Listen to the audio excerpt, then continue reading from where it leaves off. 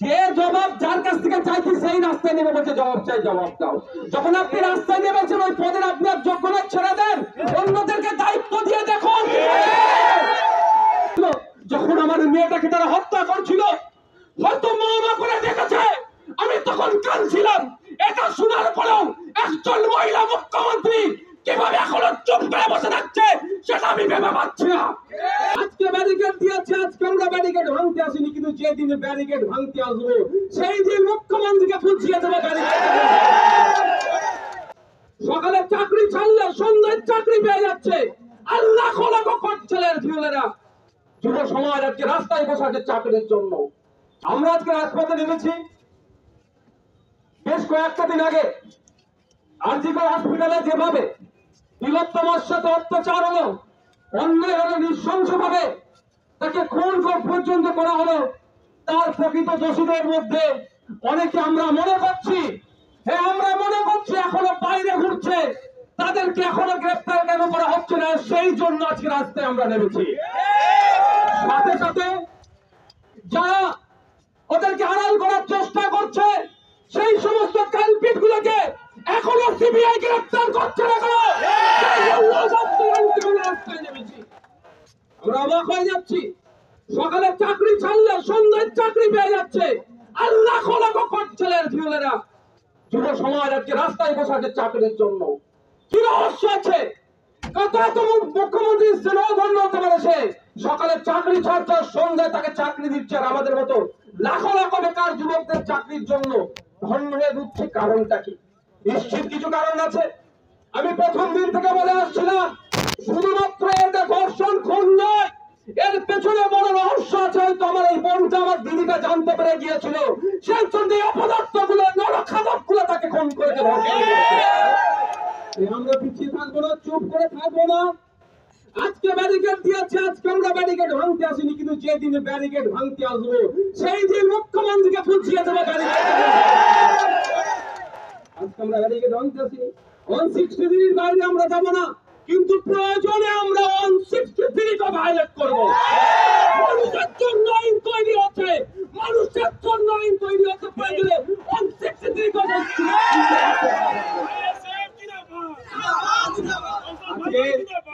পরিবারে।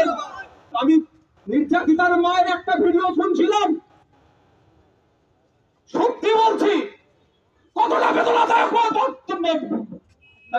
বক্তব্য শুনছিলাম। আমি বলছিল যখন আমার মেয়েটাকে তারা হত্যা করছিল, হয়তো মা করে দেখেছে, আমি তখন কাঁদছিলাম। এটা শোনার পরেও একজন মহিলা মুখ্যমন্ত্রী কিভাবে এখনো চুপ করে বসে থাকছে সেটা আমি ভেবে পাচ্ছি না। সত্যি বলছি, আমি শুধু ওই ভিডিওটা ফিল করছিলাম, একটা মায়ের কত কষ্ট হচ্ছে। মা কিভাবে বলছে, তিলোত্তমা আমাদের দিদি, তার মাটা আমাদের মা, তার বাবা আমাদের বাবা, তার পাশে থাকতে হবে। নতুন করে এই ধরনের ঘটনা ঘটে তার জন্য আমাদেরকে রাজপথে নামতে হবে এবং সম্পূর্ণরূপে রাজনীতি করতে হবে। অনেক আছে ঘাস খাবো না, ঘর খাবো না, গায়ে ঘা ঘাসতে ভালোবাসেন, তারা বারবার বলছে অরাজনীতি, অরাজনীতি, পাক্কা ধান্দাবাজ। এই কলকাতা রাজপথে দাঁড়িয়ে বলছে ওই ধান্দাবাজ গুলোকে চিহ্নিত করুন। আসবে আগামী দিনে তাদেরকে জবাব দিতে হবে, গণতান্ত্রিক প্রক্রিয়া তাদেরকে জবাব দিতে হবে। অবাক হয়ে যাচ্ছে। আপনারা অনেকে শুনেছেন, অনেক মিডিয়ার মাধ্যমে শোনানো হয়েছে, একাধিক কণ্ঠ আপনারা শুনেছেন না? একাধিক কণ্ঠ, একাধিক বক্তব্য। প্রথমে বলল কি, পরিবারের ফোন যিনি ধরেছিলেন তাকে কি বললেন, যে আপনার মেয়ের গুরুতর অসুস্থ, তাড়াতাড়ি আসুন। দ্বিতীয়বার ওই রকম ভাবে বললো, আর তৃতীয়বার কি বলছে, মারা গেছে না সুসাইড করেছে, তাড়াতাড়ি আসুন। মানেটা কি হচ্ছে আমরা বুঝতে পারছি না। আমি এই জায়গায় দাঁড়িয়ে বলছি, লালবাজার তখন ঘন ঘন নোটিশ পাঠাচ্ছে, পারলে নওশাদ সিদ্দিকীর নামে একটা নোটিশ আপনারা সার্ভ করুন, প্রস্তুত আছে। এখানে দাঁড়িয়ে বলছি, সিসিটিভি মনিটরিং করার দায়িত্ব ওই দিনকে যার ছিল, তাকে যদি জিজ্ঞাসাবাদ করা হয়, তাবর নেতাদের আশপাশের লোকের নাম বেরিয়ে পড়বে। আমি দায়িত্ব দিয়ে বলছি, ওই দিনকে সিসিটিভির অনেক ম্যানিপুলেট করা হয়েছে। ওই সঞ্জয় না শেষে ধনঞ্জয় হয়ে যায়। আমরা ভুলে যাই না ধনঞ্জয়ের ব্যাপারটা, অনেক কন্ট্রোভার্সি আছে। আমরা ভুলে যাচ্ছি না। গতকালকেই দেখছিলাম বেডশিট নাকি রং চেঞ্জ হয়ে গিয়েছে। বন্ধুগণ, অনেকে জানেন অনেকে জানেন না, আপনাদের জানিয়ে রাখি, প্লেস অফ অকারেন্সকে যেখানে ওই যেটা সংগঠিত হয়েছে সেটা ঘিরে রাখার যে দায়িত্ব, আপনারা ভিডিও দেখেছেন তো, যেন মাছের বাজার। অন্যান্য ডিপার্টমেন্টের ডক্টর ওখানে কি করছিল, কার নির্দেশে এসেছিল, কি করতে এসেছিল? ডক্টরের কথা ছেড়ে দিন, আইনজীবী ওখানে কি করছিল? কোর্ট নাকি যে আইনজীবী অ্যাভেলেবেল থাকবে ওখানে? ওই সময় আইনজীবী ওখানে পৌঁছানো কিভাবে?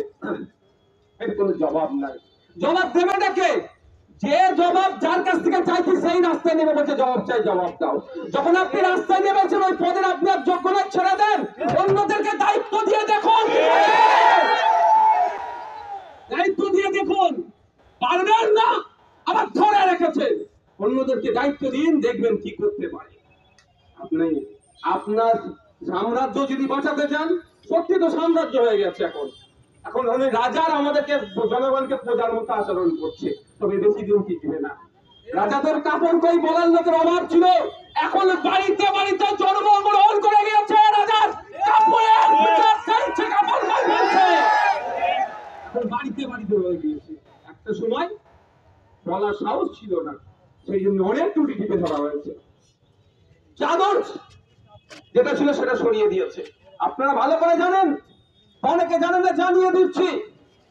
এগুলো ওই তদন্তের জন্য এগুলো গুরুত্বপূর্ণ। আপনারা জানছি, খেয়াল আছে আপনাদের হয়তো অনেকের আনিসের কথা, আনিসকে ছাদ থেকে ফেলে মেরে দেওয়া হলো, সেই জায়গাটায় কিন্তু পুলিশ এসে ঘৃণা অনেক পরে তখন এভিডেন্স গুলোকে সর্বনাশ করে দিয়েছে। হাজার হাজার মানুষ হেঁটে চলে গিয়েছে, তারপরে গিয়েছে, আর কিচ্ছু ধরতে পারেনি। ঠিক এইভাবে এই মামলাটাকেও শেষ করতে চাইছে। অভিষেক বাবু গতকাল বললেন, গতকালই তো নাকি, অনেক ভালো ভালো ভাষণ দিলেন। এখানে ক্যালকাটা পুলিশের আইবির মাধ্যমে অভিষেক বাবুর কাছে বার্তা পাঠাতে চাই, আপনার লোকসভার মধ্যে যখন ভোট চলছিল, একটা ডক্টর সুসাইড করেছিল, তার দাদাও বা ভাই পুলিশে আছে। দুর্ভাগ্যের বিষয়, যারা সুসাইড করতে প্ররোচনা দিয়েছিল তার মধ্যে একজন মহিলা পুলিশ কর্মীও ছিল। কিন্তু দুর্ভাগ্যের বিষয়, আপনার আশপাশের হয়তো কোনো সিএডিএপি এর জন্য সুপারিশের জন্য সেই ভদ্র মহিলার নামটা কাটা গেল কেন? আপনি কোন মঞ্চে থেকে দাঁড়িয়ে, কোন মুখে আপনি তিলোত্তমার কথা বলছেন? আপনার এলাকায়, আপনার বিধান লোকসভার মধ্যে যে ডক্টর সুসাইড করলে এখনো তার পরিবার বিচার হলো না।